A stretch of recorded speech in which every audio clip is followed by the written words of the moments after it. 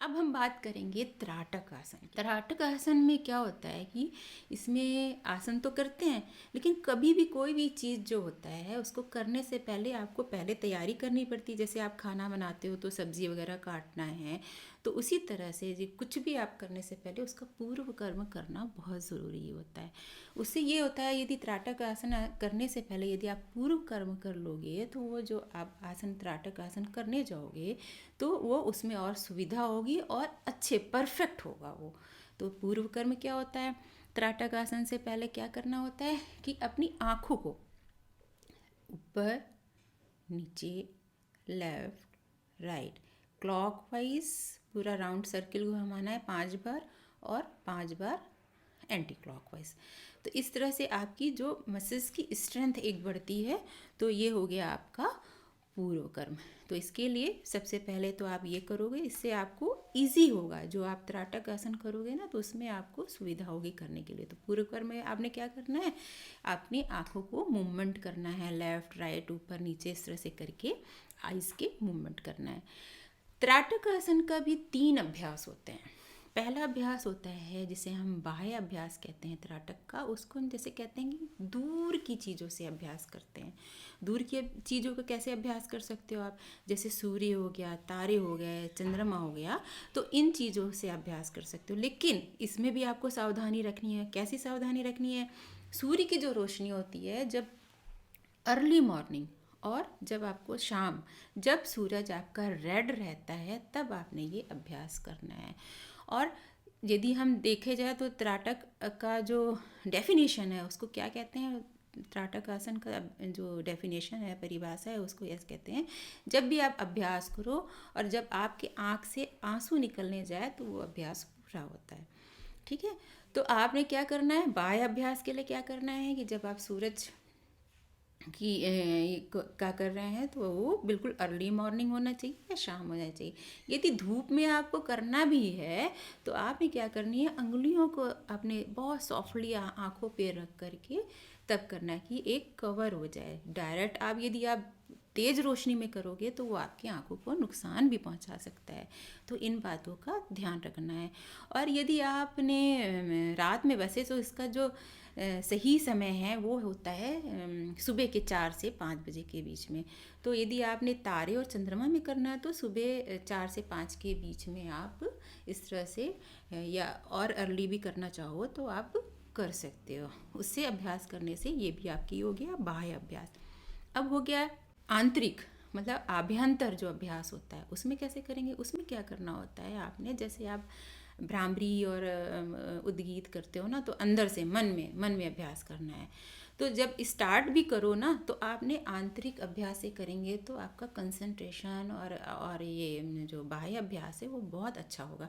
उसमें क्या करना है, आपने हाथ को हृदय के पास लाना है।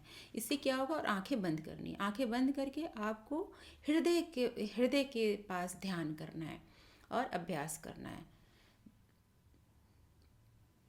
1-2 मिनट के लिए करके 5 बार आप इस तरह से, ये आभ्यंतर त्राटक अभ्यास हो गया।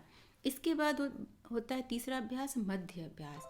उसमें क्या हो सकता है कि आपने क्या करना है, आपके यदि दीवार आपकी वाइट है, नहीं है तो भी कोई घबराने की बात नहीं है। आप एक प्लेन पेपर वाइट लगा दो और उसमें एक ब्लैक स्पॉट लगा दो। आप ओम लगा सकते हो। आपके जो इष्ट देवता हैं जिनकी आप आराधना करते हो उनकी फ़ोटो लगा सकते हो। तो उस पर आपको कंसंट्रेशन बनाना है। तो ये आपका हो गया इसका ये मध्य अभ्यास। तो और क्या कर सकते हो, आप दिया रख सकते हो, आप कैंडल रख सकते हो, इस तरह का ये अभ्यास कर सकते हो। एक और है अभ्यास, आपने क्या करना है कि जैसे आपने कोई पेन या पेंसिल ले लिए, आप यहाँ से ला करके इतने डिस्टेंस पे रखना है और इसको क्या करना है, हेड को स्टेबल रखना है। हेड के मूवमेंट्स बिल्कुल नहीं होने हैं, सिर्फ आइज़ के मूवमेंट्स होंगे। तो आपने क्या करना है, इसको पहले राइट ले जाओगे, देखोगे, फिर मध्य में, बीच में, फिर लेफ्ट, इस तरह से अभ्यास कर सकते हो। तो ये हो गया आपका तरह। अब क्या करना है, पश्चात क्रम, क्योंकि कोई भी अभ्यास करने के पास आपके जो थकान महसूस होती है उसके लिए यह करना है, उंगलियों में बादाम रोगन 1-2 ड्रॉप लगा कर सिर्फ 1-2 ड्रॉप ऐसे उंगलियों में पोरों में लगा करके, और पहले ऊपर से नीचे लाना है ऐसे, बहुत सॉफ्टली। हमारी जो आइज़ होती है बहुत सॉफ्ट होती है, इस पर कोई जोर ज़बरदस्ती नहीं करनी होती है। तो ऊपर से नीचे लाना है और फिर धीरे धीरे ऐसे उंगलियों के पोरों से इसको क्लॉकवाइज एंटी क्लॉकवाइज ऐसे करके 5 बार ऐसे ऐसे। इससे क्या होगी, आपकी आइज़ की मसल्स की भी स्ट्रेंथ बढ़ेगी, और जो आपकी थकान हुई है त्राटक आसन के बाद उसमें भी आपको रिलैक्स हो गया। तो आपने आज जाना कि त्राटक आसन कैसे करना चाहिए और ये कितना इम्पॉर्टेंट है। पूर्व कर्म, फिर त्राटक आसन, फिर पश्चात क्रम। तो ये इस तरह से आपका कंप्लीट होता है त्राटक आसन। त्राटक आसन के बारे में कुछ प्रिकॉशन भी बता देते हैं कि जिनको भी हृदय और नाक और मस्तिष्क में यदि कोई जलन है या कोई प्रॉब्लम है या कोई क्रॉनिक डिजीज़ है, जो बहुत ज़्यादा वीक हैं, वो थोड़ा अभ्यास ना करें, या करें तो पहले इजली जो मैंने बताया था आइस की मूवमेंट के साथ वैसे करें तो ज़्यादा अच्छा है। तो थोड़ा सा प्रिकॉशन रख कर के करेंगे तो उनके लिए बहुत अच्छा है। हमारे ऋषि मुनियों ने कहा है कि त्राटक आसन ऐसा अभ्यास है कि यदि इसको लंबे समय तक किया जाए तो इससे ऐसी सिद्धि प्राप्त होती है कि आप अगले बंदे के मनोभाव को, कि वो क्या सोच रहा है, वो आप महसूस कर सकते हो और जान सकते हो। तो देखिए त्राटक आसन की कितनी इम्पोर्टेंस है और हमारी आँखों के लिए ये कितना फ़ायदेमंद है। हमारे जो कुदरत है ने हमें हमारी आँखों के अंदर एक रॉड और कोन जैसे स्ट्रक्चर होता है, जो कि हम किसी भी कलर को आइडेंटिफाई कर पाते हैं कि ये रेड है, ये ब्लू है, ये ग्रीन है, और दूसरे जीवों में ये सुविधा नहीं है। हमें तो अपने कुदरत को, अपने गॉड को थैंक्स बोलना चाहिए कि उन्होंने हमें एकदम परफेक्ट बनाया है, हर तरह से, कि हर जीवों से अलग श्रेष्ठ बनाया है।